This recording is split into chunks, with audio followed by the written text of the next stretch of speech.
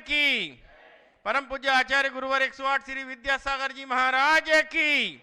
पूज्य मुनि श्री प्रमाण सागर जी महाराज की। पूज्य मुनि श्री विराट सागर जी महाराज की। आचार्य संघ की। बंधुओं, आज हम चर्चा करेंगे जैन दर्शन की तीर्थंकर परंपरा की। तीर्थंकर मोक्ष मार्ग के प्रवर्तक युग पुरुष हैं। तीर्थ साधारण भाषा में उसे कहते हैं जहाँ किसी गहरी नदी का पानी उथला हो और उसका पाट कम चौड़ा हो ताकि उसे सरलता से पार किया जा सके। अंग्रेजी में नदी के ऐसे सुगम स्थान को फोर्ड और लोक भाषा में घाट कहा जाता है। तीर्थंकरों ने संसार नदी को पार करने के लिए ऐसे ही सुगम स्थलों की खोज और मोक्ष मार्गियों को उस ओर प्रेरित किया। वह तेजस्वी डगर दिखाई। उनका काम आत्मोपकार के साथ साथ लोकोपकार भी था। जो उन्होंने जाना उसे लोकहित की दृष्टि से सामान्य जन या प्राणी मात्र तक निष्ठा से पहुंचाया।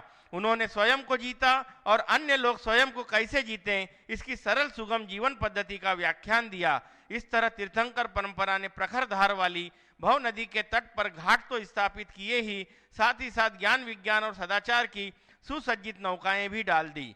तीर्थंकरों ने पार्थिव जीवन को एक अपार्थिव जीवन दर्शन दिया। आत्म साधना का एक विशुद्ध और सुपरीक्षित रास्ता दिखाया।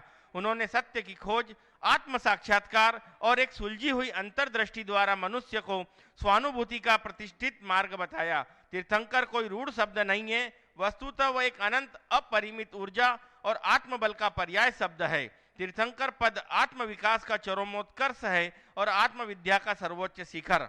तीर्थंकर अर्थात आत्मविज्ञानी वह कृतित्व जिसने आत्मा को उसकी संपूर्णता, उसकी सकलता में उपलब्ध कर लिया है। इसी वास्तविक आत्म साधना में लीन ऐसे ही श्रमण पूज्य मुनि श्री प्रमाण सागर जी महाराज को नमन करते हुए मैं सुनील जैन सनावद इस सिद्धवरकुट सिद्ध क्षेत्र से यहाँ पर उपस्थित सभी जिज्ञासुओं, पारस चैनल, जिनवाणी चैनल तथा प्रमाणिक ऐप के माध्यम से इस लोकप्रिय कार्यक्रम शंका समाधान को देख रहे सभी भव्य जनों का हार्दिक अभिनंदन करते हुए आप सहज को सहज शंका समाधान करता मुनि श्री प्रमाण सागर जी महाराज के प्रत्यक्ष सानिध्य में इस सामूहिक आशीर्वाद ग्रहण के साथ लेकर चलता हूँ।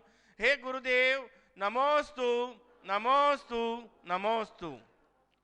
गुरुदेव, आज का शंका समाधान का ये सत्र प्रारंभ करने की अनुमति और आशीर्वाद चाह रहा हूँ।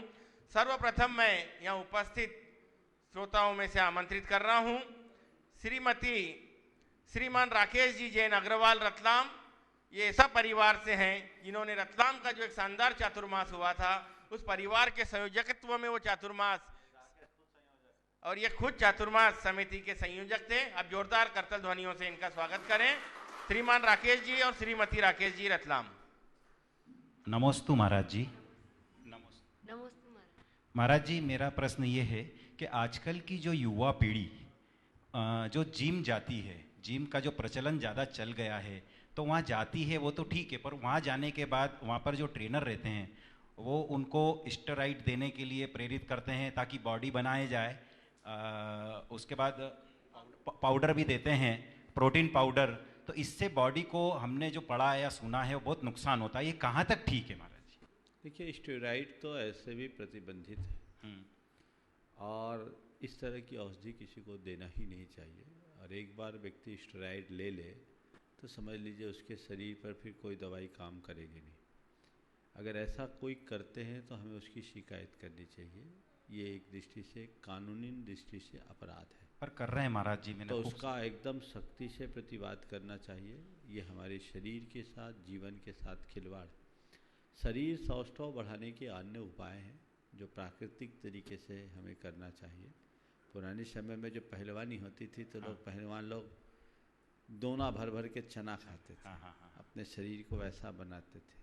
और बहुत सारी एनर्जी फूड्स है उसका प्रयोग किया जा सकता है, लेकिन इस तरह की चीज़ों का प्रयोग करना एक प्रकार से आत्मघाती कदम है, बहुत हानिकारक है और इनके प्रति पूरे देश के लोगों को जागरूक होना चाहिए। और बिना ज़रूरत के अगर स्टेरॉइड दिया जाता है तो मुझे जहाँ तक जानकारी है प्रतिबंधित है, वो अपराध ही कर रहे हैं और उनके विरुद्ध आपराधिक कार्रवाई करनी चाहिए। नमस्ते महाराज। श्रीमान मंगल जी अग्रवाल रतलाम और तैयार रहें श्रीमान पीयूष जी अग्रवाल रतलाम। हे गुरुदेव, नमोस्तु नमोस्तु नमोस्तु। गुरुदेव, जिस प्रकार मृत्यु अटल है उसी प्रकार परिवर्तन भी संसार का नियम है। परिवर्तन चाहे राजनीतिक क्षेत्र हो, धन का क्षेत्र हो, किसी भी क्षेत्र में परिवर्तन होता है। यह यथार्थ है कि परिवर्तन होना है, लेकिन किंतु सबसे ज़्यादा घबराहट अगर मनुष्य को अगर होती है तो वो परिवर्तन से होती है। तो ऐसा क्यों है गुरुदेव? ऐसा क्या परिवर्तन अपने भीतर लाया जाए कि इन परिवर्तनों से घबराया ना जाए? बहुत अच्छा सवाल किया है। ऐसा क्या परिवर्तन लाया जाए कि परिवर्तन से घबराया न जाए? वस्तुतः हम परिवर्तन की वास्तविकता को जब स्वीकार लेते हैं तो हमारे अंदर परिवर्तन से कोई घबराहट नहीं होती। रोज़ सुबह होती, शाम होती है, सूरज उगता है, सूरज अस्त होता है, धूप होती, छाँव आती है। ये कितना बड़ा परिवर्तन है, पर इससे तो हमें कोई घबराहट नहीं है। ये रोज़ का अनुभव है, सबका अनुभव है।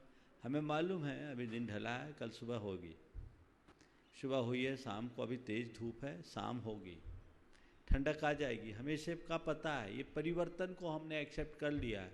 इसलिए बहुत धूप में हमें व्याकुलता नहीं होती और बहुत ठंड हो तो भी हमें आकुलता नहीं होती। उजाले को लेकर के हम बहुत ज़्यादा उत्साहित नहीं रहते और अंधेरे से हमारे मन में घबराहट नहीं होती। हमने प्रकृति के इस परिवर्तन को अंतर मन से स्वीकार लिया। सार ये है कि परिवर्तन के इस सिद्धांत को जो स्वीकार लेता है उसके ऊपर परिवर्तन से ज़्यादा परिवर्तन नहीं आता। दूसरी बात, केवल परिवर्तन ही नहीं है, हम जब पूरी सृष्टि पर अपनी दृष्टि दौड़ाते हैं तो परिवर्तन के साथ साथ स्थिरता भी दिखाई पड़ती है। हम देखते हैं सब में परिवर्तन है पर उसमें कुछ स्थायित्व भी है। फॉर्मेशन ऊपर का है लेकिन मूल उसका सुरक्षित है। बचपन से अब तक न जाने हमने कितने रूप बदले, लेकिन हमारी फीलिंग तो वही है। तो ऐसा है जो परिवर्तन के बीच भी अपरिवर्तित है, वो शाश्वत है, उसे हम पहचाने तो फिर हमें समझ में आएगा ये परिवर्तन ऊपर का चोला है, भीतर तो जो कुछ है सो है। अमर सत्य को मिटा न पाया कोई परिवर्तन है, अमर सत्य को मिटा न पाया कोई परिवर्तन है। बचपन, यौवन और बुढ़ापा सब तन की उतरन है। ये सोच हमारे भीतर विकसित हो जाए तो परिवर्तन से ज़्यादा परिवर्तन नहीं हो। नमस्ते पीयूष जी अग्रवाल, रतलाम। नमोस्तु महाराज जी, नमोस्तु महाराज जी, नमोस्तु महाराज जी। महाराज जी, मेरा प्रश्न है कि प्राचीन जो प्रतिमाएं होती थी उनके कान काफी लंबे होते थे, कंधे तक आते थे, पर आज की जो प्रतिमाएं होती वो ऐसी नहीं होती, ऐसा क्यों? ये देखिए, अलग अलग काल में शिल्प का अलग अलग निर्माण होता है। पुराने समय में प्रतिमाएं होती थी, कान लंबे बनाते जाते थे, उसके पीछे दो दृष्टिकोण होता था। एक तो सुंदरता और दूसरा कानों को आधार मिल जाए ताकि वो टूटे नहीं, इस वजह से कान लंबे होते थे। एक और कारण था कि पुराने समय में परिकर युक्त प्रतिमाएं होती थी, तो उसमें कान को लंबा अंकित करने से अच्छा लगता था। आजकल परिकर युक्त प्रतिमाएं आती नहीं, शिल्प के अनुरूप परिवर्तन आ गया, इसलिए परिवर्तन है। लेकिन इसका अर्थ ये नहीं है कि आज की प्रतिमाएं सदोष है या पुरानी प्रतिमाओं में कोई दोष था। ये एक समय समय पर होने वाला परिवर्तन है जिसकी चर्चा भी आगे आई। नमोस्तु महाराज। गुरुदेव, अब मैं ऑनलाइन प्रश्न प्रारंभ करने की इजाजत चाहता हूँ। सर्वप्रथम निखिल जैन, गुलाबपुरा डिस्ट्रिक्ट भिलवाड़ा से त्रैबार नमोस्तु करते हुए पूछ रहे हैं कि गुरुदेव, रावण, कंस, दुर्योधन और कमठ के लिए राम, कृष्ण और पारसनाथ थे, पर आज हर घर में और गली में रावण, कंस और कमठ हैं, तो इन बुराइयों का कैसे अंत होगा गुरुदेव? बात सही है। जिस युग में रावण था उस समय राम अलग थे, रावण अलग था। कंस था उस समय कृष्ण भी अलग थे, और कमठ था तो पारसनाथ भी अलग थे। लेकिन आज तो मुश्किल है कि हम ही राम हैं, हम ही रावण हैं, हम ही कंस हैं, हम ही कृष्ण हैं, हम ही कृष्ण हैं, हम ही कंस हैं, और हमारे अंदर ही पारसनाथ और हमारे अंदर ही कमठ है। ये हमारा अपना रूप है, इसे हमें खुद को जगाना होगा। जब तक हम अपने भीतर के राम भाव को जागृत नहीं करते, अपने रावण का अंत नहीं कर सकते। जब तक हमारे भीतर के कृष्ण नहीं जागते, हम अपने कंस को समाप्त नहीं कर सकते। अंदर के कमठ का विनाश करने के लिए हमें अपने भीतर के पार्श्व भाव को जगाना होगा। इसलिए हमें अपने आप को जगाने की ज़रूरत है। और एक बात ध्यान रखना, अब बाहर के राम आकर हमारा सहारा बनने वाले भी नहीं हैं। न राम आएंगे, न कृष्ण आएंगे, न महावीर आएंगे, कोई नहीं। हमें खुद को अपने राम को जगाना होगा, तभी हम ऐसा कुछ कर पाएंगे। गुरुदेव, प्राची जैन रतलाम से त्रैबार नमोस्तु निवेदित करते हुए पूछ रही हैं कि त्याग एक रोगी की तरह नहीं, योगी की तरह करो, क्योंकि त्याग एक ऐसा सरोवर है जिसके पास जाने के बाद गर्म लू भी ठंड बन जाती है। एक व्यक्ति यदि मंदिर नहीं जाता और रात्रि में तीनों प्रकार के आहार के त्याग, आलू प्याज सब जमी कन के त्याग हैं, परंतु ईश्वर के प्रति समर्पित नहीं है, तो क्या उसका त्याग व्यर्थ है? इतने त्याग करने के बाद भी उसका भगवान के लिए मन क्यों नहीं झुकता? त्याग एक योगी की तरह करो, बात बिल्कुल सही है। हमारे अंदर त्याग हो तो त्याग का आनंद भी होना चाहिए। योगी के त्याग में और भोगी के त्याग में क्या अंतर होता है, पहले इसे समझ लिया जाए, फिर इनके प्रश्न के दूसरे चरण की चर्चा करूं। योगी त्याग करता है तो त्याग का आनंद लेता है, और भोगी अगर त्याग करता है तो केवल त्याग का ढिंढोरा पीटता है। उसका त्याग के साथ लगाव जुड़ा रहता है, जिसका त्यागा उसके साथ लगाव जुड़ा रहता है, अंदर से वो त्याग नहीं कर पाता। तो हम जिस चीज़ को त्याग दिए उसे भूल जाएं और उसका पूर्ण आनंद लें। आपने सवाल दूसरे तरीके से पूछा है कि एक व्यक्ति बहुत सारी चीज़ों का त्याग कर रखा है, आचरण अच्छा है, उदाहरण दिया है कि रात्रि में 3 प्रकार के आहार का त्याग कर दिया, यानी पेय छोड़कर बाकी सब आहार छोड़ दिया, बहुत प्रशंसनीय कार्य किया, पर मंदिर जाने का मन नहीं बनता, तो क्या उसका त्याग निरर्थक है? मैं त्याग को तो निरर्थक नहीं कहूँगा, लेकिन इसके साथ साथ अगर मंदिर जाना शुरू कर दे तो उसके त्याग में 4 चांद लग जाएंगे, और पूर्ति होगी, प्रेरणा मिलेगी, आगे बढ़ने के भावना जगेगी। ये बात सच है कि ये त्याग कोई साधारण त्याग नहीं है।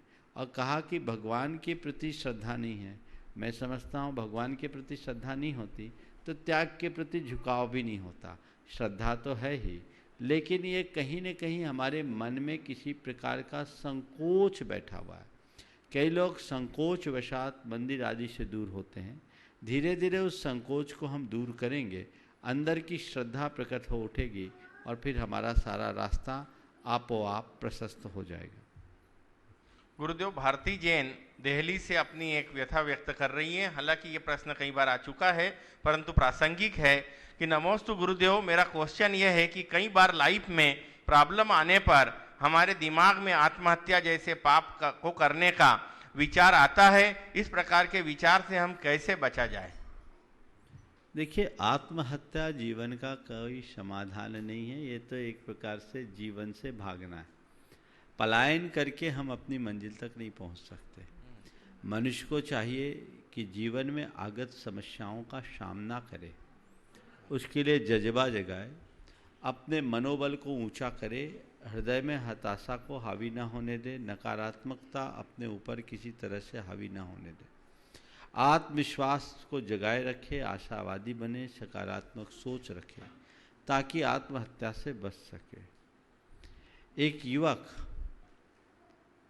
आत्महत्या करने के लिए नदी में छलांग लगाने वाला था। अचानक किसी ने उसे पकड़ लिया। मुड़ के देखा कोई एक व्यक्ति था। उसने पूछा, क्यों भाई, क्या कर रहे हो, क्या मन है? बोले, मैं मरने जा रहा हूँ, मुझे छोड़ दो, मैं आत्महत्या करना चाहता हूँ। बोले, क्यों? बोले, इसलिए कि मेरे मार्क्स कम आए, मैं मरूंगा, मेरे मार्क्स कम आए, इसलिए मैं आत्महत्या कर रहा हूँ। उन्होंने कहा, ठीक है, तो मार्क्स कम आने के कारण आत्महत्या करने को उतारू तो फिर से LKG से शुरुआत करोगे क्या? क्या चाहते हो? अब फिर से LKG से अपनी शुरुआत करना चाहते हो क्या? यहाँ मर जाओगे तो क्या समस्याएं समाप्त हो जाएगी? फिर वो समस्याएं तुम्हें जीरो से शुरू करना पड़ेगा। तुम ये सोच रहे हो कि मेरे थोड़े मार्क्स कम आ गए तो आत्महत्या करके निजात पा लूँ, आखिर संसार के चक्र से तो बच नहीं पाओगे। कभी भी मन में ऐसी भावना भी नहीं आने देनी चाहिए। ये एक बहुत बड़ी कमजोरी है। मनुष्य की असहिष्णुता की पराकाष्ठा है। उसके भीतर सहिष्णुता, धैर्य और संयम के भाव जागृत होने चाहिए ताकि वो इस तरह की स्थितियों में अपने अंदर स्थिरता बना सके। गुरुदेव आरजू कासलीवाल मुंबई से नमोस्तु करते हुए अपनी जिज्ञासा रख रही हैं कि गुरुदेव पंच कल्याणक के पहले याग मंडल विधान क्यों किया जाता है? ये एक महत्वपूर्ण अनुष्ठान है। याग मंडल विधान हमारे सारे पूजा अनुष्ठान आदि को सार्थक बनाने का आधार है। उससे विशेष प्रकार की ऊर्जा की तरंगें उत्पन्न होती है। एक विशिष्ट अनुष्ठान है जिसमें प्रमुख रूप से पंचपरमेष्ठी की पूजा आराधना की जाती है। इस मंडल विधान के द्वारा वहाँ वो सारी शक्तियाँ जुड़ जाती है जिनकी एक प्रतिष्ठा में आवश्यकता होती है। गुरुदेव कुमारी साधना जैन मुंबई से त्रैबार नमोस्तु करते हुए कह रही हैं कि आजकल हम देखते हैं कि कॉलेज लाइफ में जो लड़कियां धर्म पर बिल्कुल श्रद्धा नहीं रखती है, जिनके जीवन में धर्म का कोई महत्व नहीं है, जो सील और संयम के साथ बिल्कुल अपना जीवन नहीं जीती है, जिनके लिए फैशन और बॉयफ्रेंड ही सब कुछ है, जिनके जीवन में कोई प्रॉब्लम या प्रतिकूलता नहीं दिखाई देती उनके जीवन में, और उनको सभी प्रकार की अनुकूलता भी दिखती है, और तो उनके जीवन में बहुत खुश भी नजर आती है। ऐसा क्यों? कृपया समाधान कीजिए। देखिए, सवाल अलग दिशा में। पहला तो ये कहा है कि जिनके धर्म में श्रद्धा नहीं है और जिनके जीवन की कोई मर्यादा नहीं है वे बड़े खुश दिखाई पड़ते हैं, उनको अनुकूलताएं दिखाई पड़ती है। ऐसा क्यों? तो मैं तो इतना ही कहूँगा, भोगी के जीवन में अनुकूलता होती है और योगी सब प्रकार की प्रतिकूलताओं को झेलता है। ये तो स्वाभाविक अंतर है। आप देखिए, एक साधु के जीवन में प्रतिकूलताएं होती है या एक भोगी के जीवन में? हाँ, तो भोगी के जीवन में दिखने वाली अनुकूलता के कारण क्या भोगी होना अच्छा है? किसको आदर्श मानोगे, भोगी को कि एक त्यागी को? बस यही स्थिति ये देखना चाहिए, जिनके अंदर धर्म के प्रति लगाव नहीं, इनकी दृष्टि में शील, संयम, सदाचार का कोई मूल्य नहीं, महत्व नहीं, जिनने अपने जीवन में मर्यादाओं को कोई महत्व नहीं दिया, वे आज खुश दिख सकते हैं क्योंकि वहाँ उन्मुक्तता है, वहाँ कोई सीमा नहीं है। लेकिन इसका परिणाम कालांतर में बहुत भयानक होगा। अभी तो यौवन का एक ज्वार है, उस कारण लोग इस तरह की सोच रखते हैं, लेकिन धीरे धीरे समय बदलता है तो सबको मुँह की खानी पड़ती है। आज वे हमें खुश दिख रहे हैं, लेकिन कल उनका जीवन बड़ा विकृत भी देखने को मिल सकता है। जो व्यक्ति धर्म का पालन करते हैं, जो संयम और सदाचार का पालन करते हैं, हो सकता है उनके सामने बहुत सारी व्यवहारिक कठिनाइयाँ आएगी, लेकिन उन कठिनाइयों के मध्य भी वो प्रसन्न रहते हैं और इनके पास सब प्रकार की सुख सुविधाओं के रहने के बावजूद अंदर में तनाव कितना होता, चिंता कितनी है, होड़ और प्रतिस्पर्धा की भावना कितनी है। मैं इतना ही कहूँगा, वो खुशी कृत्रिम है और ये खुशी शाश्वत है। हम शाश्वत खुशी की तरफ अपना ध्यान दें, कृत्रिम खुशी से प्रभावित न हो। गुरुदेव शुभ जैन इंदौर से नमोस्तु करते हुए पूछ रहे हैं कि ऐसा कहा जाता है कि अष्टमी और चौदस के दिन स्वाध्याय नहीं करना चाहिए, तो क्या हम इस दिन आदि पुराण का स्वाध्याय कर सकते हैं? सिद्धांत ग्रंथों के स्वाध्याय का निषेध किया है, सभी प्रकार के स्वाध्याय का नहीं। तो पुराण और आराधना आदि ग्रंथों को पढ़ने में कोई दोष नहीं है। आदि पुराण का आप ठाठ से स्वाध्याय कर सकते हैं। गुरुदेव बबीता जैन उदयपुर से नमोस्तु करते हुए पूछ रही हैं, अगर कोई अपने बच्चे का विवाह तंत्र मंत्र के द्वारा कर दे तो ऐसा विवाह कितने समय तक रहता है?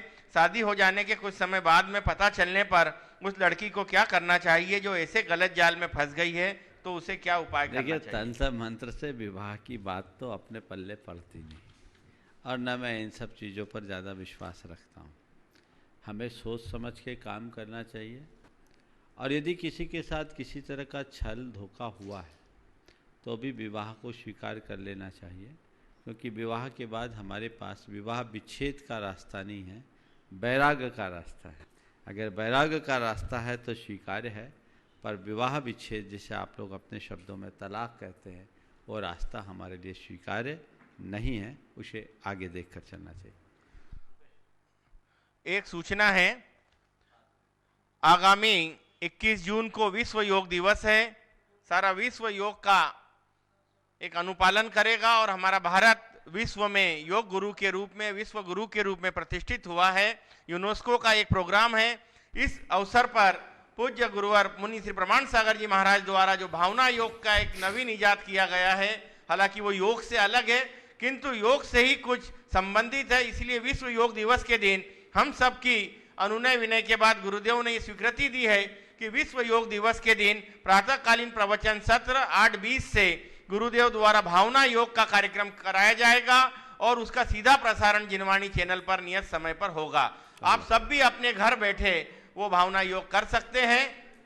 जगह पूछ रहे हैं हमारे गुलजारी लाल जी, जगह भाई जहाँ महाराज रहेंगे भाई, हाँ, जहाँ गुरु जी रहेंगे वहां पर होगा।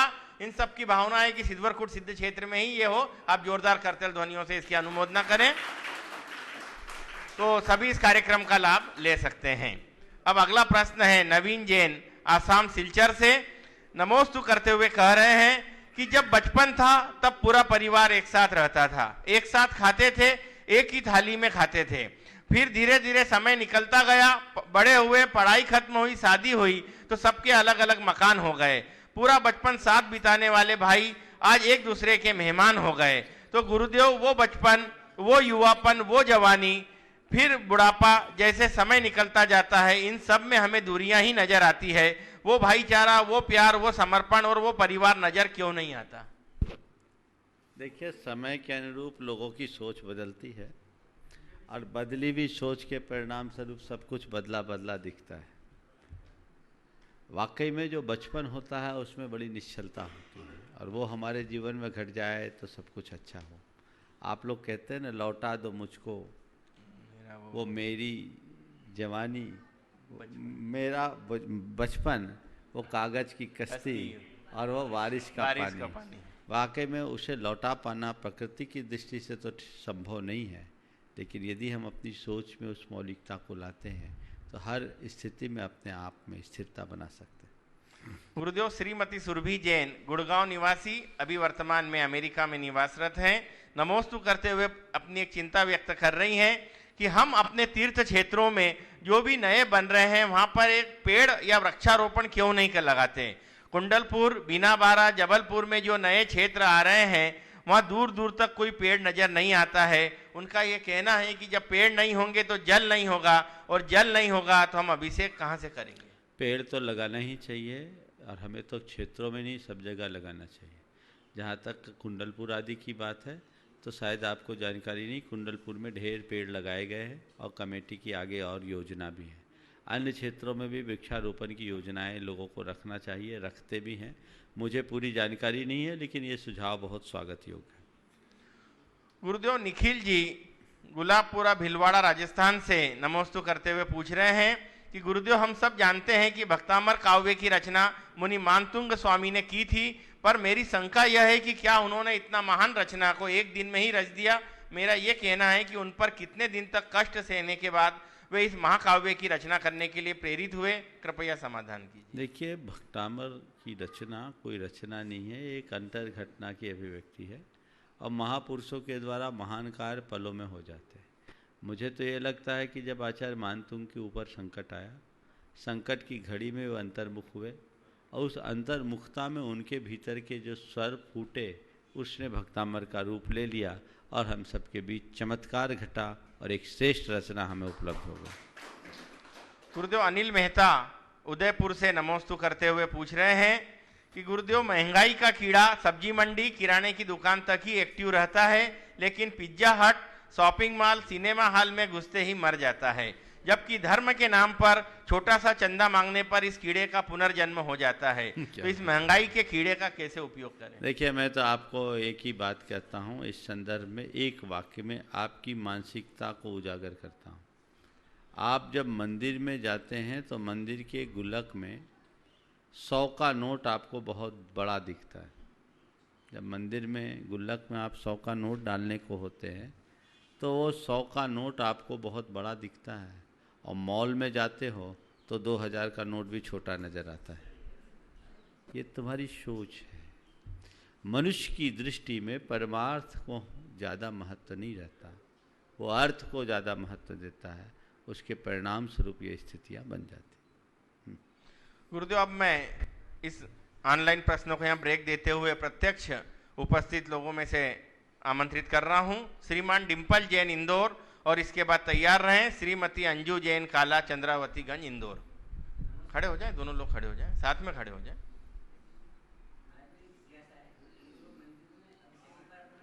माइक चालू करो। आप माइक के स्विच को हाथ न लगाएं, चालू है, चालू रहने दें। नमस्ते महाराज जी, नमस्ते महाराज जी। महाराज जी, जिज्ञासा है मेरी, मंदिर में अभिषेक अपने श्री जी का एक बार कर लिया, फिर दूसरी बार अभिषेक करना चाहिए कि नहीं करना चाहिए दूसरे श्री जी का? एक बार हमने कर लिया तो एक ही आदमी बार बार क्यों करे? अच्छा। एक बार करने के बाद बार बार नहीं करना। नमस्ते। श्रीमती अंजू जैन काला, चंद्रावतीगंज इंदौर, और तैयार रहें महेंद्र जी बंडी इंदौर। उपस्थित है क्या? साक्षात गुरुवर के से चरणों में मेरा परिवार की ओर से एवं चंद्रावतीगंज सकल समाज की ओर से त्रिबार नमोस्तु नमोस्तु नमोस्तु। गुरुवर, मेरी ये शंका है कि पेट में जाने वाला जहर एक को मारता है, पेट में गया हुआ जहर एक को मारता है, और कान में गया हुआ जहर सैकड़ों को मारता है। तो इसके उपाय के लिए, योग खत्म करने के लिए क्या उपाय करें? पेट में जाने वाला जहर एक को मारता है और कान में जाने वाला जहर सैकड़ों को मारता है। आपने कहा है कि पेट के जहर से बचने के लिए तो हमने बहुत सारे उपाय कर लिए जी। कान में डालने वाले जहर के लिए हम क्या उपाय करें? देखिए, आपने ये अनुभव किया होगा, जिनको पेट में जहर पहुंचता है उसके लिए चिकित्सा में क्या किया जाता है? पेट में जहर होता है तो क्या कराया जाता है? डॉक्टर लोग क्या कराते हैं? वोमिट कराते हैं, उल्टी कराते हैं ना। जी। तो उल्टी कराने से उसका जहर का असर कम हो जाता है। तो मैं यही कहूँगा कि जिनके कान में जहर घुस जाए तो उसकी भी उल्टी कराओ, उसे बाहर निकालने की कोशिश करो, तो उस जहर का असर कम पड़ेगा। दूसरी बात, हम पेट में जहर डालने से पहले सचेत रहते हैं। धोखे से जहर जाता है, जानबूझ कर के जहर वे ही लेते हैं जिन्हें मरना होता है। तो जैसे हम खाते समय अपने पेट में पड़ने वाले जहर के प्रति सावधान रहते हैं, वैसे ही हम सुनते समय भी ये देखें कि जो कान में जा रहा है कहीं जहर तो नहीं है। यदि हम अपने कान के द्वार को ठीक तरीके से खोलने की कला विकसित करें, ज़रूरत पर खोले, बाकी समय बंद रखें, तो ये दुविधाएं शांत हो सकती। श्रीमान महेंद्र जी बंडी इंदौर, और तैयार रहें श्रीमती अर्पिता बंडी इंदौर। वर्तमान तुल्य गुरुवर विद्यासागर जी को हृदय में अंकित करते हुए गुरुवर प्रणाम सागर जी को त्रिकाल नमोस्तु नमोस्तु नमोस्तु। गुरुवर, आपके सामने प्रश्न करने का सुअवसर मिला। जिज्ञासु अज्ञानियों के पास बहुत सारी होती है, तो एक छोटी सी बात आपसे जिज्ञासा समाधान चाहता हूँ। वर्तमान में धर्म प्रभावना के नाम पर आडंबर अधिक दिखता है, एवं मुनियों में ऐसा भेद होने लगा है कि कहीं घी गणा तो कहीं मुट्ठी चना। बहुत सारे साधु परमेष्ठी भी आकुल व्याकुल हैं। इस सब के लिए हम समाज को क्या करना चाहिए, कृपया मार्गदर्शन करें। देखिए, सबसे पहली बात तो जहाँ तक प्रभावना की है, मेरा मानना है प्रभावना होती है की नहीं जाती। होने वाली प्रभावना स्थिर होती है, करने वाली की जाने वाली प्रभावना की कोई उम्र नहीं है। हमारे आचरण हमारे प्रभावना का मूल आधार है। हमारे कृतित्व से ही सारे कार्य हो जाते हैं। ये बात सही है कि वर्तमान में प्रभावना के लेकर के कई जगह होड़ सी दिखती है, पर ये होड़ बहुत अच्छे लक्षण नहीं है। हमें सहज प्रभावना की बात सोचनी चाहिए। मार्ग की प्रभावना करने की भावना हर व्यक्ति के हृदय में हो, लेकिन वो प्रतिस्पर्धा मूलक ना हो, सहज हो। आपने कहा इसमें आडंबर जुड़ गया है, तो जहाँ आडंबर है वो कतई अनुकरणीय नहीं है, चाहे वो साधु वर्ग से हो या श्रावकों से। और एक बात ये भी बड़ी स्पष्ट है कि आडंबरों का असर कुछ देर का होता है, समझ गए, पर जो असलियत होती है उसका असर कुछ और होता है। एक होती है चहक, एक होती है महक। चहक कितनी देर के लिए? थोड़ी देर के लिए। आडंबर में चहक है, आचरण में महक है। आचरण की जो प्रभाव ना होगी, महक पूरे वातावरण में घुल मिल जाती है, वो स्थायी होती है। तो हमें उन बातों को उसी तरीके से देखना चाहिए। बाकी ये बात सही है, जहाँ मनुष्य की मानसिकता प्रतिस्पर्धी बन जाती है, वहाँ ये सारी विकृतियाँ अपने आप प्रकट होने लगती। ठीक है, श्रीमान एक प्रश्न और था गुरुदेव इसके साथ में। की अनुमति है। एक प्रश्न एक ही था, उसी के साथ में मैंने आपसे निवेदन किया था हाँ। कि मुनियों में जो आजकल भेदभाव होता है उनकी चर्याओं के अंदर, उनके लिए हम समाज मुनियों क्या में करें? भेदभाव नहीं होना चाहिए। अब मैं तो एक ही बात कहता हूँ, जो बच्चा जिस माँ के आंचल में पलता है उसमें वैसे संस्कार आते हैं, और अगर अलग अलग माँ का बच्चा है तो उसके संस्कार अलग अलग दिखेंगे। अब सोचे, सबको ये सोचे कि इस माँ का बच्चा जैसा है वैसे ही दूसरी माँ का बच्चा है, तो क्या ये प्रैक्टिकल है? नहीं। तो आप क्या चाहते हैं? जिसकी जैसी चल रही है परिपाटी चलने दीजिए, माथा क्यों लगाते हैं? नमोस्तु भगवान, नमोस्तु। अर्पिता बंडी इंदौर, और तैयार रहें श्रीमान रमेश चंद्र जैन ललितपुर। नमोस्तु गुरुदेव। गुरुदेव, सिद्ध क्षेत्र का महत्व अतिशय क्षेत्र से अधिक है, पर अतिशय क्षेत्र अधिक विकसित क्यों हुए हैं, और क्या चतुर्थ काल में भी अतिशय क्षेत्र होते थे? बहुत अच्छा सवाल किया आपने। सिद्ध क्षेत्र वह क्षेत्र है जहाँ महान आत्माओं ने निर्वाण को प्राप्त किया। जहाँ तक हम अपने शास्त्रों में देखते हैं तो हमारे तीर्थ क्षेत्रों के अंतर्गत अतिशय क्षेत्रों का तो कोई नाम ही नहीं है।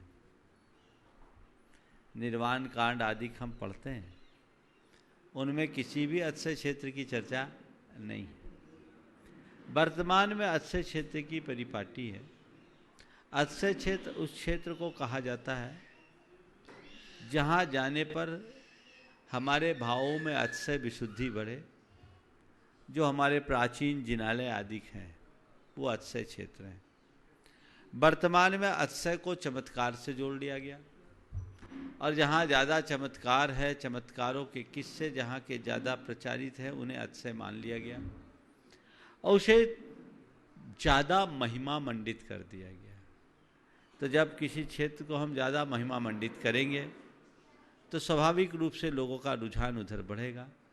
लोगों का रुझान अगर बढ़ेगा, आवागमन बढ़ेगा, तो विकास भी बढ़ेगा। और आज लोग धर्म के लिए धर्म क्षेत्रों में कम जाते हैं, अपने जीवन की अन्य बाधाओं के निवारण के लिए ज़्यादा जाते हैं। तो सिद्ध क्षेत्रों को लेकर के इस तरह की पब्लिसिटी है नहीं। आज की भाषा में अगर कहूँ तो उस तरह की प्रभावना नहीं, वो शब्द का प्रयोग मैं नहीं करना चाहता, आप लोग समझ रहे हैं। पर ये ज़माना है, हम जिस क्षेत्र को जिस तरीके से प्रचारित कर देते हैं वो उस तरीके से महिमा मंडित हो जाती है, और इस महिमा मंडन के कारण क्षेत्रों के प्रति लोगों का रुझान बढ़ गया। मैं तो कहता हूँ तीर्थ क्षेत्रों की वंदना होनी चाहिए, चाहे वो सिद्ध क्षेत्र हो या अतिशय क्षेत्र। हमारा दृष्टिकोण जीवन की पवित्रता का होना चाहिए, न कि किसी बाहरी चमत्कार का। चतुर्थ काल में अतिशय क्षेत्र होते थे।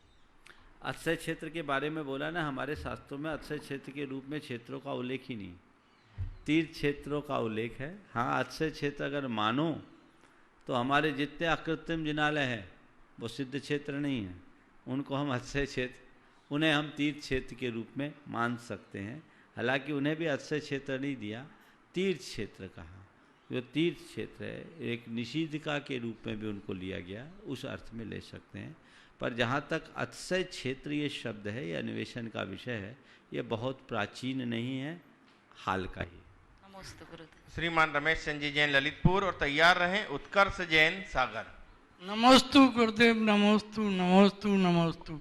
हे गुरुदेव, हमें यह जानकारी चाहना है कि हम जब कोई कार्य ईमानदारी से करते हैं और उसमें सफलता और असफलता मिलती है तो उसमें भाग्य को भी दोष दिया जाता है।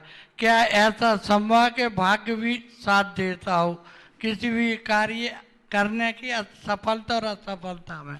देखिए, जब भी हम कोई कार्य करते हैं निश्चयतः उसकी सफलता और असफलता में मूल कारण हमारा अपना पुरुषार्थ है, लेकिन उस पुरुषार्थ के साथ भाग्य की बैकिंग भी जुड़ती है।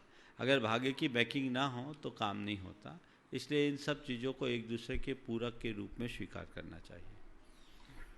उत्कर्ष जैन सागर और तैयार रहें रोहन जैन उदयपुर।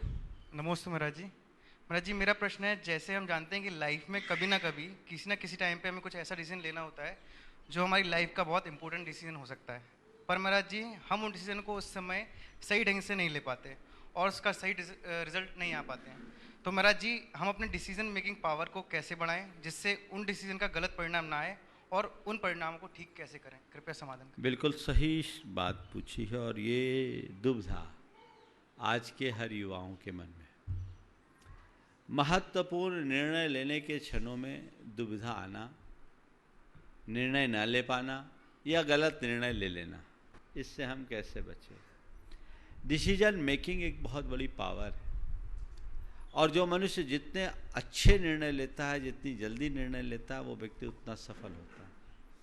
हमें इस क्षमता को विकसित करने की शुरुआत प्रारंभिक दौर से करना चाहिए और इसके लिए एक उपाय बताता हूँ। जब भी छोटे मोटे कोई बात आती है तो डिसीजन लेने की बात आए तो तुरंत उसके सकारात्मक नकारात्मक पहलू का क्षण भर के लिए विचार करो, डिसीजन लो और डिसीजन लेने के बाद उसके परिणाम को देखो। आपको लगेगा कि मेरा डिसीजन सही है तो धीरे धीरे धीरे धीरे आपका कॉन्फिडेंस बढ़ेगा। एक बहन मेरे पास आई, उसने अपनी दुविधा बताई कि महाराज मेरे मन में बड़ी दुविधा होती है, मैं कोई डिसीजन नहीं ले पाती, मुझे इस बात का डर लगता है कि कहीं मेरा डिसीजन गलत ना हो जाए, इस चक्कर में मैं लटकी रहती हूँ।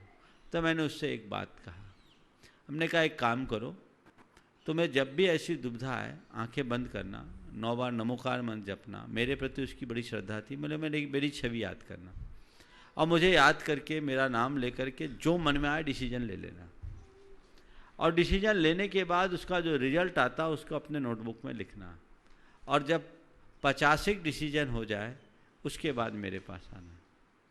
मैंने उससे कहा, उसने ये करना शुरू कर दिया। नियमित ये काम हुआ। कोई 6 महीने बाद वो मेरे पास आई, नोटबुक लेकर के आई। आप सुनकर ताज्जुब करोगे, उस 50 डिसीजन में 42 डिसीजन उसके सही निकले, केवल 8 दिखे। तो मैंने उससे कहा देखो कितने अच्छे महाराज आपके आशीर्वाद से ऐसा हो। बोले मेरा आशीर्वाद नहीं है, मैंने तो केवल मोटिवेट करके तुम्हारे मनोबल को जगा दिया।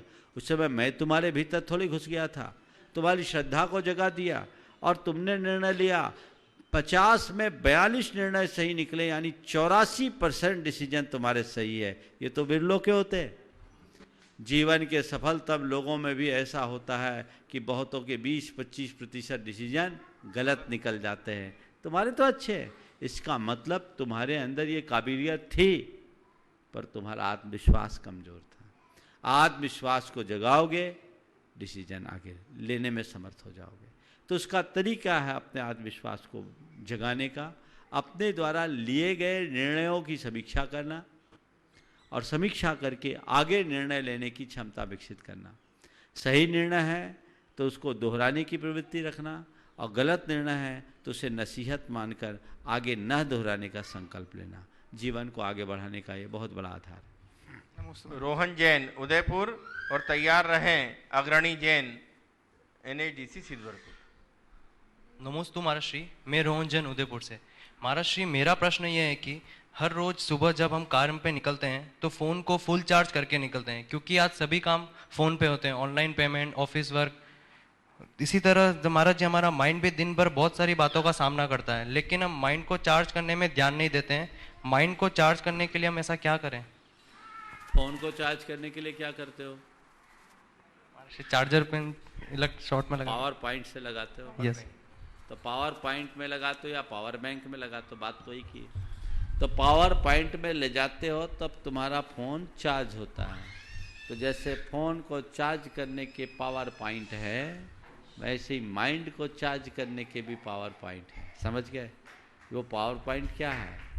सत्संग करो, समागम करो, देव शास्त्र गुरु का शरण लो, उनकी शरण में आकर अपने माइंड को रिचार्ज कर लो। सुबह से उठो, कुछ आत्मचिंतन करो, प्रभु का स्मरण करो, गुरुजनों का समागम करो, भगवान की भक्ति करो, अपने मन को रिचार्ज कर लो और 24 घंटे के लिए तरोताज हो जाओ। नमस्ते महाराज श्री।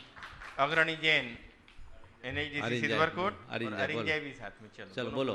महाराज नमस्तु नमस्तु नमस्तु। महाराज मेरा प्रश्न है कि बच्चों को मम्मी पापा भोजन करते समय टीवी देखने को मना क्यों करते हैं? कुछ दिन पहले बताया था ना, टीवी देखने से मन खराब होता है, समझ गए, इसलिए नहीं देखना। चलो। नमोस्तु महर्षि। महर्षि, जब हम किसी सिद्ध क्षेत्र में जाते हैं तो ऐसा क्यों कहा जाता है कि ऊपर देख के कायोत्सव करनी चाहिए? ऐसा इसलिए कहते हैं कि जिस जगह से हम उनकी वंदना कर रहे हैं उसके ठीक ऊपर सिद्ध प्रभु एकदम सीधे में विराजमान है, तो सिद्ध की अनुभूति के लिए ऐसा कहते थे। नमोस्तु महर्षि। श्रीमती तारा जैन, चंद्रावतीगंज, इंदौर, और तैयार रहें नैन्सी जैन, उज्जैन।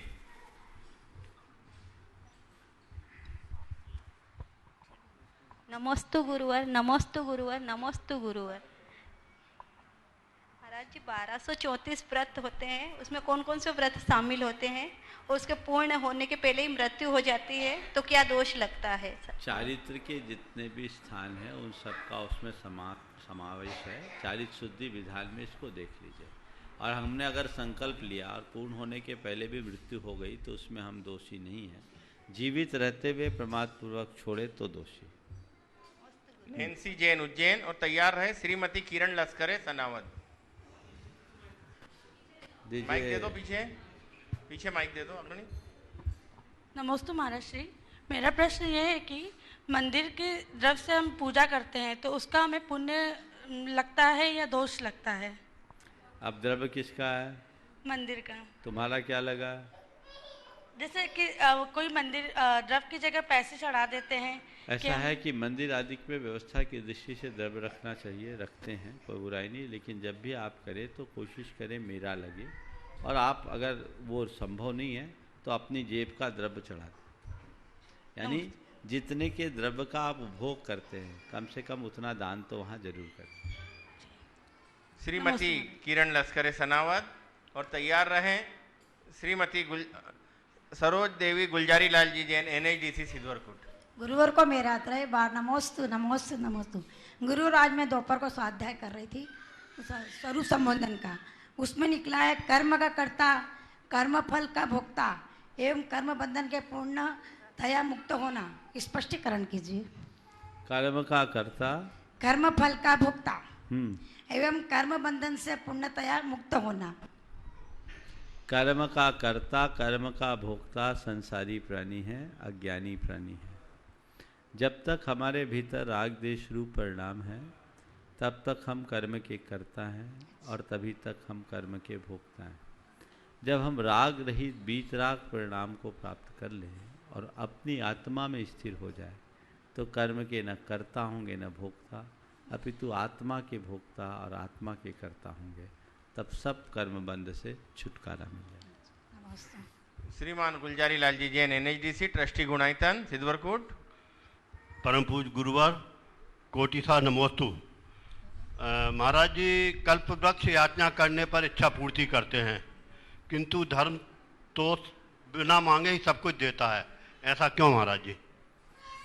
यही तो अंतर है कि धर्म कल्प वृक्ष से भी श्रेष्ठ है। वहाँ मांगने पर मिलता है, यहाँ बिना मांगे मिलता है। पर मुश्किल यह है, लोगों को कल्प वृक्ष की महिमा तो आकर्षित करती है, लुभाती है, धर्म का महात्म उन्हें खींच नहीं पाता।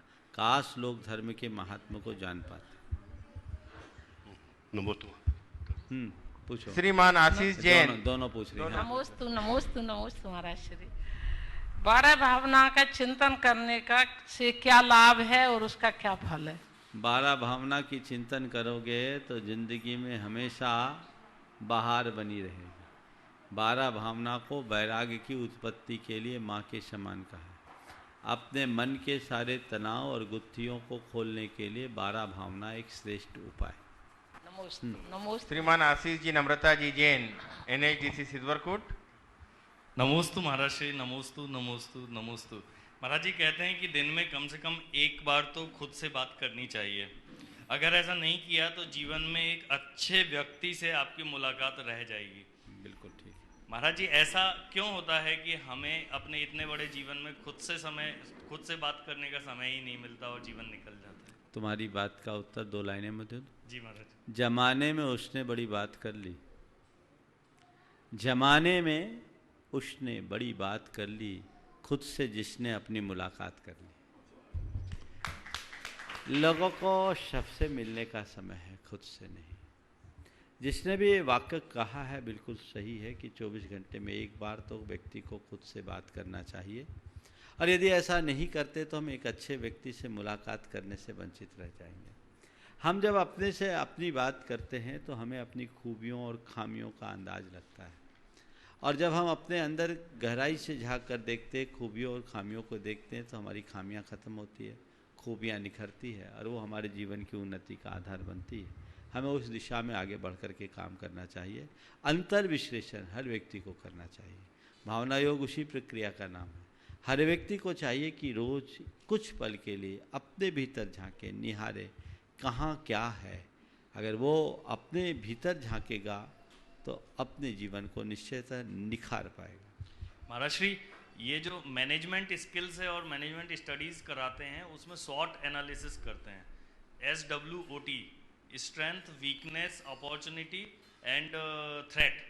तो ये कहीं ना कहीं आज हम अपने मैनेजमेंट के लिए अपनी ट्रेडिशनल चीज़ों को तो छोड़ रहे हैं, ये मैनेजमेंट के लिए ये अडॉप्ट कर रहे हैं। ये जो आपने बताया महाराज श्री, ये सब चीज़ें पश्चिम से आई है हमारे यहाँ और लोग उनको अपनाने लगे, जबकि हमारे भारत में तो शुरू से इस बात को कहा गया कि भैया अपना अंतर विश्लेषण करो, अपना आकलन करो। उस ज़माने में धन दौलत हमारे लिए बहुत बड़ी चीज़ नहीं थी, उसे हमने एक साधन के रूप में स्वीकारा था। हम अपने आप को, अपनी चेतना को परिष्कृत करते थे और चेतना के परिष्कार के लिए अपने गुण दोष को देखा करते थे। आज वो चीज़ें हट गई। शॉर्ट में क्या बोला था? Strength, weakness, opportunity and threat. Strength, weakness, opportunity and threats, ये चीज़ें, चारों चीज़ें हैं। आज कारपोरेट जगत में ये बातें बताई जाती हैं। हमारे यहाँ तो शुरू से कहा जाता है अपने गुण दोष का विश्लेषण करो, अपनी ताकत और अपनी कमजोरी को देखो, जीवन में आने वाले अवसरों का लाभ लो और चुनौतियों का सामना करो। जीवन को मजबूत बनाने के एक बहुत बड़े आधार है। लेकिन विडंबना ये है कि हम लोगों की भाषा लोग कम समझते हैं और दूसरे तरह की भाषा लोगों को तुरंत समझ में आ जाती है।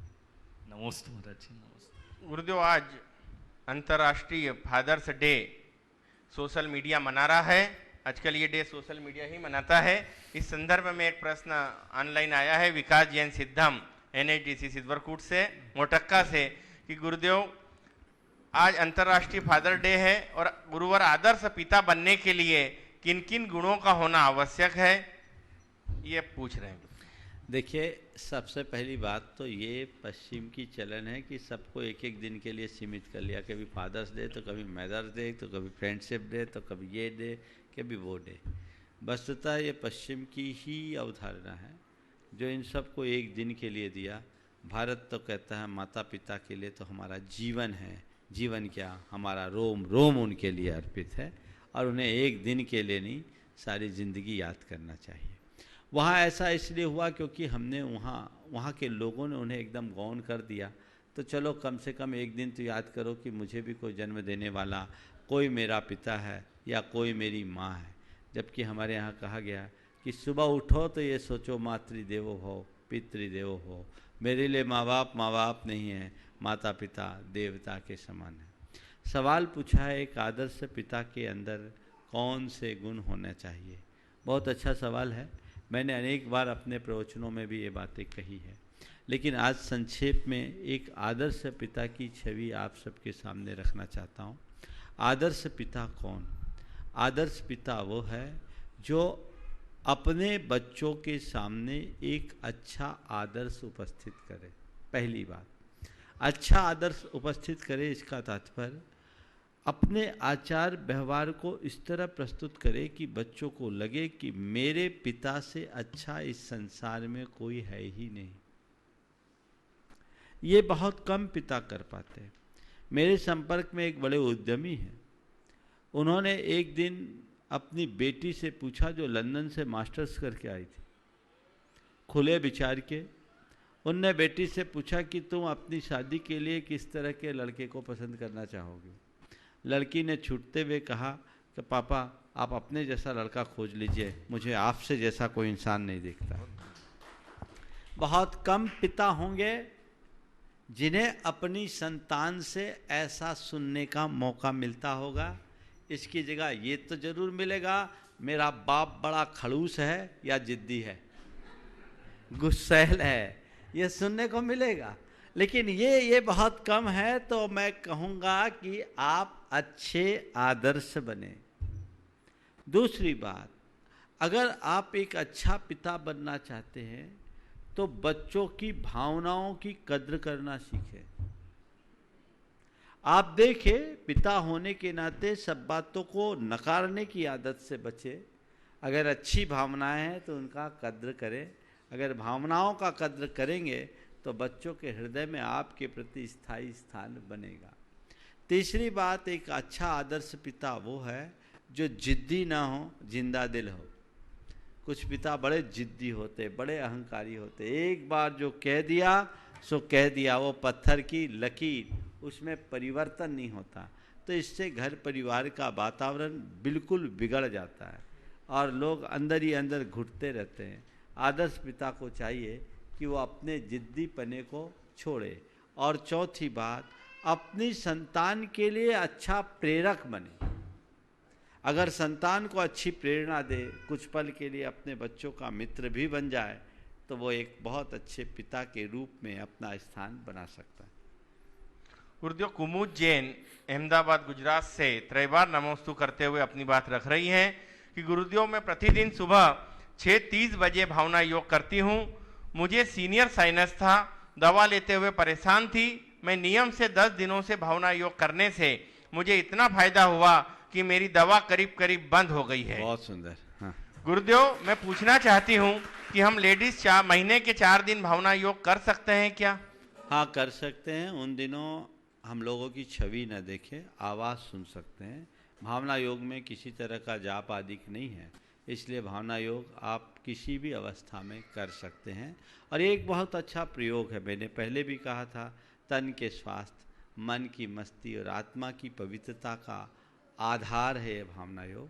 यदि आप नियमित इसका प्रयोग करेंगे तो बहुत लाभ मिलेगा। सैकड़ों लोग इससे लाभान्वित हो रहे हैं। आप भी इसे कीजिए और अपनी जीवन में आने वाली समस्याओं से निजात पाने का सूत्र खोजिए। एक बार पुनः स्मरण करा दूं कि अभी जो भावना योग का शिविर हुआ था और एक औपचारिक प्रतिपादन हुआ था, वो सिद्धवरकुट सिद्ध क्षेत्र में हुआ था और उसमें लगभग 200 लोगों ने भाग लिया था। आप जो टीवी पे देख रहे हैं या प्रत्यक्ष सुन रहे हैं, कई लोग उसमें प्रत्यक्ष न आ पाए होंगे। तो गुरुदेव ने इसके लिए 21 जून विश्व योग दिवस आप याद रखिए, समय ठीक 8:20 से भावना योग का गुरुदेव द्वारा सीधा लाइव कराया जाएगा। आप भी अपने जीवन की सारी समस्याओं के लिए और जीवन की उन्नति के लिए इस भावना योग का लाभ अपने घर बैठे ले सकते हैं जिनवाणी चैनल पर। अब मैं अगला प्रश्न, ऐसा है, भावना योग के लेकर के लोगों के मन में और भी कई शंकाएं हैं कि भावना योग हम कैसे करें। जिनको पता है वो तो YouTube और प्रमाणिक ऐप के माध्यम से भावना योग को नियमित करते हैं। बहुत सारे लोगों में भ्रम हो गया, मंगल भावना को पढ़ना ही भावना योग मान लिए, ये ठीक नहीं है। भावना योग के विषय में जिनके अंदर ज़्यादा जिज्ञासा है, 31 तारीख, 1 तारीख और 2 तारीख के मेरे प्रवचनों को एक बार सुने। उसको सुनने से उनके अंदर भावना योग की वास्तविकता का उन्हें पूरी तरह समझ आएगा और उनके अंदर श्रद्धा भी जगेगी। इसके अलावा प्रमाणिक ऐप पर और YouTube पर भावना योग के बहुत सारे क्लिप्स हैं, आप उनको सुनिए और जो बात वहाँ बताई जा रही है उसको अनुभव करने की कोशिश कीजिए। वो आपके जीवन में एक बड़ा चमत्कार घटित करेगा। अभी बच्चों के लिए भी 2 दिन पहले हमने अलग से एक भावना योग डिजाइन करके किया है, जिसका लाभ छोटे छोटे बच्चे भी ले सकते हैं और उनके जीवन में बदलाव आ सकता है। आने वाले 21 तारीख को जो कार्यक्रम बताया गया, वो कार्यक्रम पहले भी मैंने कहा था जब मुझसे निवेदन किया कि ठीक है, विश्व योग दिवस के दिन ये भावना योग जो हमारा प्राचीनतम योग है उसका भी प्रवर्तन तो होना ही चाहिए। योग होगा उस दिन प्रवचन भावना योग के रूप में होगा, ये मान करके चलिएगा। तो जो लोग सीधा प्रसारण प्रवचन के रूप में देखते हैं वे उस दिन विशेष रूप से तैयार होकर के बैठेंगे और अपने परिचितों और मित्रों को भी इसकी जानकारी देंगे ताकि वे उस दिन एक बार भावना योग का अनुभव कर सके और उससे उत्प्रेरित होकर उसे अपने जीवन का अंग बनाए, जो जीवन में स्थायी बदलाव का आधार बन सके। गुरुदेव एक ऑनलाइन प्रश्न और ले रहा हूं। डॉक्टर दृष्टि जैन उदयपुर से नमोस्तु करते हुए पूछ रही हैं कि जो कह दिया वो शब्द थे, जो नहीं कह सके वह अनुभूति थी, और जो कहना है फिर भी नहीं कह सकते वह मर्यादा है। तो गुरुदेव हम इनमें कैसे संतुलन बनाएं कि शब्द, अनुभूति और मर्यादा तीनों की मर्यादा बनी रह सके? जो कह दिया वो शब्द थे, जो नहीं कहा वो अनुभूति, और जो कहने से रह गया वो मर्यादा थी। आपने पूछा शब्द, अनुभूति और मर्यादा में सामंजस्य कैसे बनाए। देखिए, हमारे सामने जब दूसरों के लिए कुछ प्रकट करना होता है तभी शब्द का आलम्बन लेना पड़ता है। अनुभूति निःशब्द होती है और अनुभूति की कोई मर्यादा नहीं है, वो असीम है। लेकिन जब हम शब्द का प्रयोग करते हैं तो हमें मर्यादाओं का ख्याल रखना चाहिए और वही शब्द इस्तेमाल में लेना चाहिए जिस शब्द से स्वपर का हित होता हो। दूसरों के लिए अहितकर और अप्रिय शब्दों का प्रयोग कभी नहीं करना चाहिए, जो हमें हमारे मर्यादा के अंतर्गत बताता है। अनुभूति के लिए किसी मर्यादा की जरूरत नहीं होती, लेकिन अभिव्यक्ति में मर्यादा जरूरी है, और वो अभिव्यक्ति हम मर्यादा के साथ करेंगे तो हमारे जीवन की पूर्णाहुति का वो आधार बनेगी। इस प्रकार आज के इस सत्र को परम पूज्य गुरुदेव के चरणों में नमन अर्पित करते हुए मैं यहीं पर विराम दे रहा हूँ। कल सोमवार है, कल के दिन छुट्टी होगी। भावना योग का लाभ लोगों को सोमवार के दिन जो मिलता है वो मिलेगा। बोलिए परम पूज्य आचार्य गुरुवर श्री विद्यासागर जी महाराज, पूज्य मुनि श्री प्रमाण सागर जी महाराज की।